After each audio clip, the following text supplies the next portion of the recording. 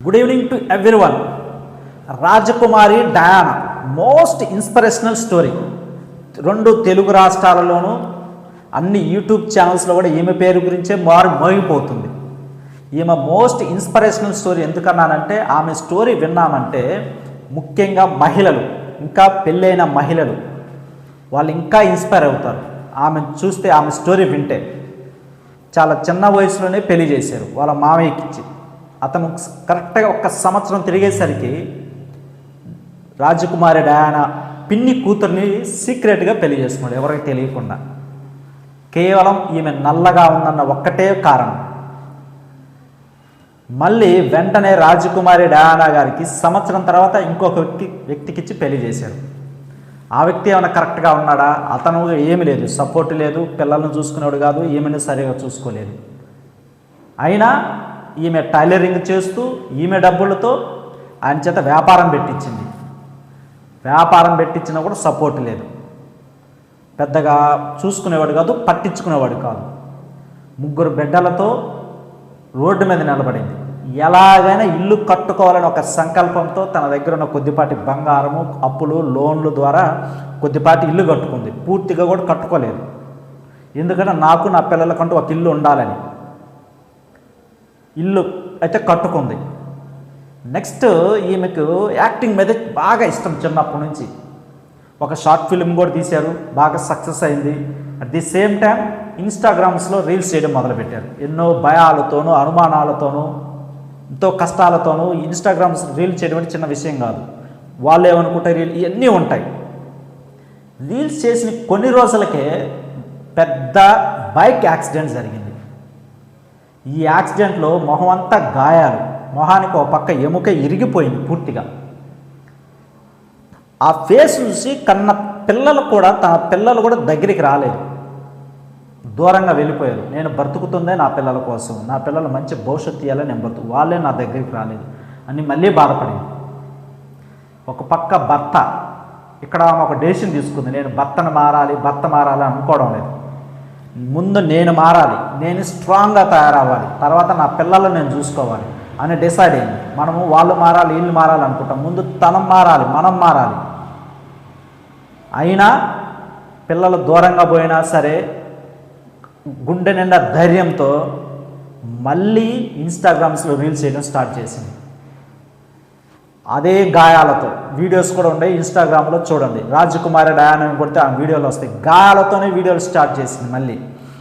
ఇంకెవరన్నా అయితే ఆమె మళ్ళీ నల్లగా ఉంటుంది, కానీ ఆత్మవిశ్వాసం మెండుగా ఉంది.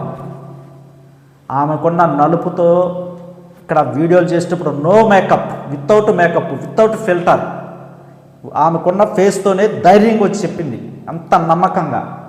ఈరోజు 1,00,000 మంది ఫాలోవర్స్. కానీ తన భర్త మళ్ళీ తన దగ్గరే ఉంటాడు. ఎందుకంటే దానికి కారణం తన పాపకి నానంటే ఇష్టం అంట. అందుకనే వాళ్ళ నాన్నను కూడా దగ్గరే పెట్టుకుంటుంది, తన భర్తను కూడా సపోర్ట్ చేయకపోయినా. దానికి ఇంకొక కారణం చెప్పింది. తండ్రి లేని పిల్లలు పక్కింటి వాళ్ళు వచ్చి పెదనాన్న, బాబాయ్, తాత అని చెప్పి బ్యాడ్ టచెస్ చేస్తుంటారు, అక్కడ ఇక్కడ తాగుతుంటారు. ఈమె చిన్న వయసులో ఎన్ని అనుభవించింది, చూసింది. ఆ పరిస్థితి నా పిల్లలకు రాకూడదని చెప్పి భర్త సపోర్ట్ లేకపోయినా భర్తను ఇంట్లోనే పెట్టుకుంది. పాపను బాగా చూసుకుంటాడు, పాప కూడా తండ్రిని బాగా చూసుకుంటుంది. అందుకని తండ్రి సపోర్ట్ కోసం. ఇక్కడ ఈ స్టోరీలో జడ్జెస్ 2 పేపర్స్ ఇచ్చారు, హస్బెండ్ గురించి చెప్పండి అన్నప్పుడు. అందరు షాక్ అయ్యే విధంగా 2 తెలుగు రాష్ట్రాలలో అబ్బాయి తల్లిదండ్రులకి, అమ్మాయి తల్లిదండ్రులకి కరెక్ట్గా మెసేజ్ ఇచ్చింది. ఆమె ధైర్యంగా, కాన్ఫిడెంట్గా ఇచ్చింది. ఫస్ట్ అమ్మాయికి పెళ్లి చేసి పంపిస్తారు అమ్మాయి తల్లిదండ్రులు. అక్కడ వాళ్ళ లైఫ్, వాళ్ళ జీవితం బాగుంటే ఓకే. ఏదైనా తేడా ఉంది, బాగలేదన్నప్పుడు మీ అమ్మాయి ఫోన్ చేసి ఇంటికి వచ్చినా కూడా ఎందుకు వచ్చావు, మీరు అక్కడికే వెళ్ళండి, సర్దుకోండి అని చెప్పద్దు. మాట్లాడండి, మనసు విప్పి మాట్లాడండి, ఏం జరిగింది, ఎట్లా జరిగింది, కూర్చొని ప్రాబ్లమ్ని, సమస్యను పరిష్కారం దిశగా మాట్లాడండి. నువ్వు వెళ్ళి అక్కడ ఒకటి సర్దుకో, నువ్వు అట్లాగే ఉండు అని ఆ అమ్మాయిని వెనక్కి పంపకూడదు. ఆడ పంపిస్తారు, ఆడదేం చేయలేక పరిస్థితులు చేయి దాటిపోయి ఆమె సూసైడ్ చేసుకొని చచ్చిపోద్ది. అప్పుడు ఏం చేస్తారు, శవం దగ్గర కూర్చొని ఏడుస్తారు. శవానికి ఇచ్చిన భరోసా బతికున్నప్పుడు ఎందుకు ఇవ్వరు అని అడుగుతున్నాం. ఒకటే మాట. పిల్లల్ని దగ్గరికి తీసుకోండి, అన్ని విషయాలు మీకు చెప్పేలాగా చూసుకోండి, ఇంటికి వచ్చినా కూడా. అట్ ది సేమ్ టైం అబ్బాయి తల్లిదండ్రులకు చెప్పింది మళ్ళీ, 30 సంవత్సరాలు మారని నీ కొడుకు పెళ్లి చేసిన తర్వాత మారతాడని ఎలా అనుకుంటారు? ఆ అమ్మాయి జీవితం నాశనం చేయడం కాకపోతే? ఇదే క్వశ్చన్ అడుగుతున్నాను. భార్యను పిల్లల్ని సాకలేని వాళ్ళు పెళ్లి చేసుకోవద్దు, మీరు చేసుకుని ఏం చేస్తారు అంటుంది ఒకటే మాట. భార్య యొక్క నిస్సహాయ స్థితిని అడ్డంగా పెట్టుకొని భార్య మీద కోపంగా అరవడం కాదు. నీకు అదే పౌరుషం, అదే కోపం ఉంటే నీ పని మీద పెట్టి అక్కడ సక్సెస్ అవ్వమంటున్నాను. ఇక్కడ 3 విషయాలు చెప్తుంది. అసలు నేను బిగ్ బాస్కి ఎందుకు వచ్చాను?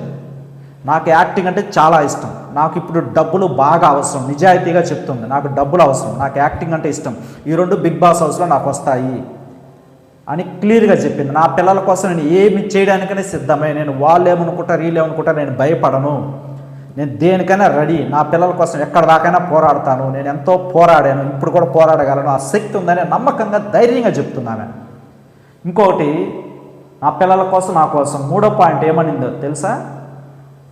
నాలాంటి ఆడపిల్లలు చాలామంది ఉన్నారు బయట, వాళ్ళు కూడా సపోర్ట్ ఉండి లేక బాధపడుతున్నారు. నన్ను చూసి వాళ్ళు ఇన్స్పైర్ అయ్యి వాళ్ళు బయటకు వచ్చి వాళ్ళు సక్సెస్ అవ్వాలనేదే నా కోరిక అని చెప్తున్నాను. ఈ హోల్ స్టోరీ మొత్తం మీద, ఈ 10 నిమిషాల స్పీచ్ మీద ఆమె మాట్లాడుతున్నంతసేపు ఆమె జడ్జెస్ కళ్ళల్లో నీళ్ళు వచ్చాయి, చూసే ఆడియన్స్ కళ్ళల్లో నీళ్ళు వచ్చాయి, ఆ వీడియోస్ చూసే వాళ్ళ కళ్ళల్లో నీళ్ళు వచ్చాయి. కానీ ఆమె కళ్ళల్లో ఒక్క చుక్క నీళ్ళు రావాలి. చాలా ధైర్యంగా, కాన్ఫిడెంట్గా, చలాకీగా, ఉత్సాహంగా మాట్లాడింది. అది కదా ధైర్యం అంటే.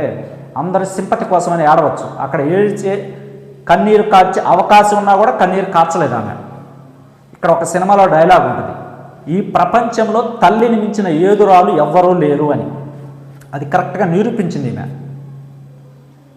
ఈమె గురించి మీ అభిప్రాయాన్ని కామెంట్ సెక్షన్లో మెన్షన్ చేయండి. ఈమె ఎంతోమంది మహిళలకు ఇన్స్పిరేషన్, ఎవరి మీద కంప్లైంట్ చేయాల, తనకున్న అవకాశాలను ఉపయోగించుకుంది ఈరోజు బిగ్ బాస్ హౌస్లోకి ఎంట్రీ అవుతుంది. Thank you so much. నా వీడియో నచ్చితే లైక్ చేయండి, షేర్ చేయండి, సబ్స్క్రైబ్ చేయండి. Thank you to all.